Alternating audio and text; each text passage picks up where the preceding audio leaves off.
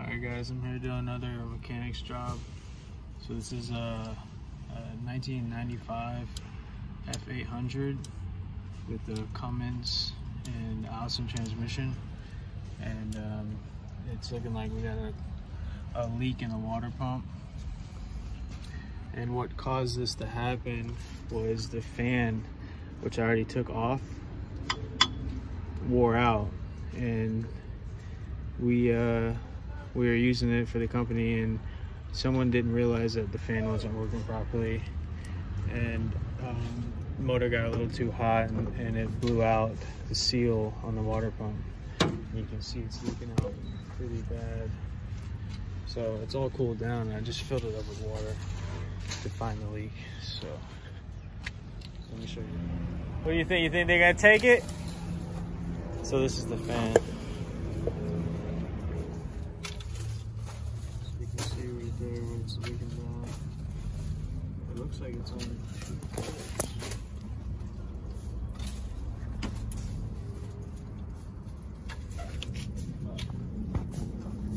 I have to watch this video back right away to see.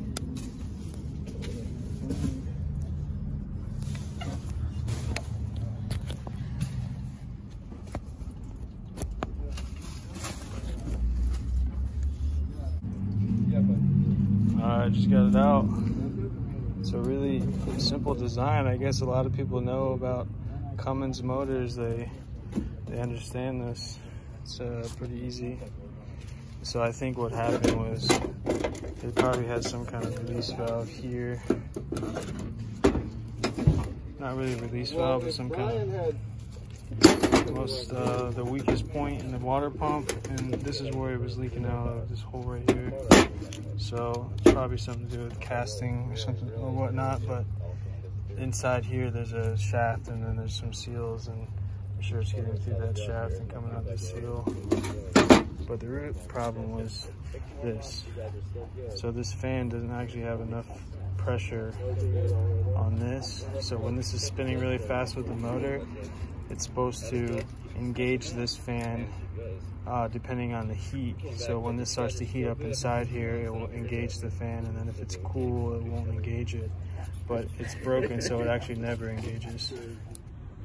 Alright, so I got the new parts in, got the new water pump, found all this stuff locally. So this is for the fan clutch, and you can tell that one of these are bad when they spin just freely. And that goes for a lot of different trucks, even 250s, 350s, all the way up to 800. That's what I got here, excuse me. But this one, you know, you can spin it, but it's got a lot of resistance. That's how it's supposed to be. So I'm switching over the fan itself, and then bolt this back on. So this one's got a universal adapter here, which is nice because it still fits. And this one, I was able to find this one just at Discount Auto Parts, or Advanced Discount Auto Parts.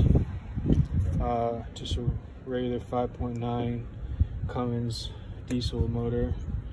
So, and this one I had to go to Total Truck Parts place where they deal with semi trucks to get something like this.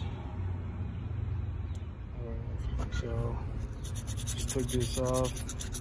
I'm just gonna clean up the residue and dust so that I know when I bolt it down it's gonna have a flat surface.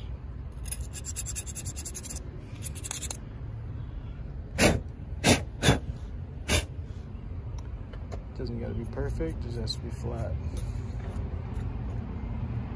Put some thread locker on.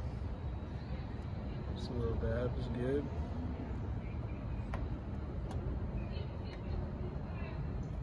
Alright, so this is the hardest part so far, is just lining up these threads. I know I gotta get that outside one lined up. That's different. And then here as well, so it's gotta be there.